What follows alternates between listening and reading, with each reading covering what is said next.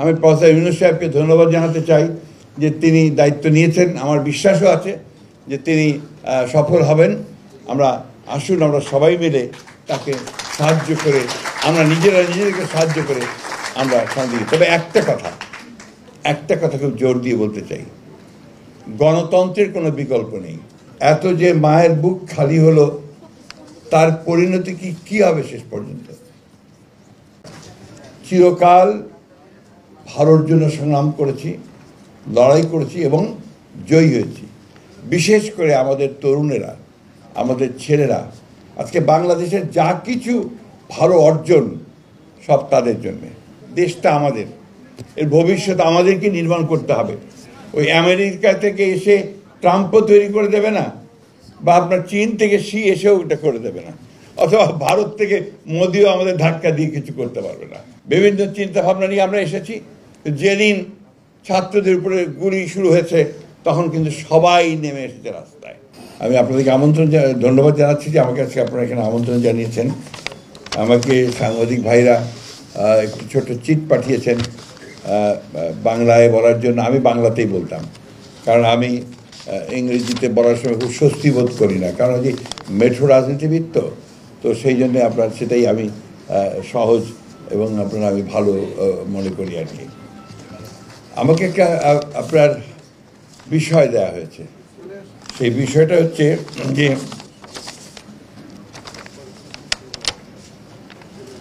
The future of Bangladesh, governance and democracy.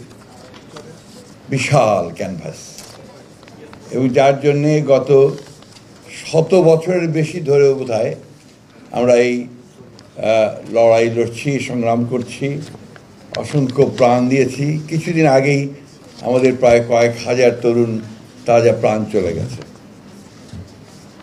এই বিষয় নিয়ে কথা বলা আমার জন্য নিঃসন্দেহে অত্যন্ত, আমি বলবো যে সম্মানের। কারণ এই লড়াইয়ে যারা চলে গেছেন তাদের প্রতি আমি শ্রদ্ধা জানিয়ে বলতে চাই যে বাংলাদেশ সত্যিকার অর্থেই একটি সুন্দর, একটি সমৃদ্ধ, একটি শান্তিপূর্ণ, সুখী বাংলাদেশের স্বপ্ন দেখছে তার সৃষ্টির পর থেকেই। আমি দার্শনিক কোনো বক্তব্য রাখবো না, একেবারে মেঠো কথায়, মেঠো ভাষায় মানুষের যেটা প্রয়োজন, এখন যে বিষয়গুলো নিয়ে মানুষ অত্যন্ত চিন্তিত, কথা বলছে, সেই বিষয়টা নিয়েই কথা বলতে চাই। আপনারা নিশ্চয়ই, আমার একটা বদনাম আছে আর কি বলা যায়, যে আমি রবি ঠাকুরের একটু ভক্ত বেশি, প্রায় রবি ঠাকুরের রেফারেন্স দিয়ে কথা বলে ফেলি। রবি ঠাকুরের একটি কবিতা আছে যেটা প্রায় আমি বলি, কারণ এটা আমার সবচেয়ে ভালো মনে হয়। এটা আমার কাছে খুব অত্যন্ত আকর্ষণীয় মনে হয়। কবিতাটি হচ্ছে, দুঃসময় যদিও সন্ধ্যা আসিছে মন্দ মন্থরে, সব সঙ্গীতে গেছে ইঙ্গিতে থামিয়া, তবু বিহঙ্গ ওরে বিহঙ্গ মোর, এখনই অন্ধ বন্ধ করুণা পাখা।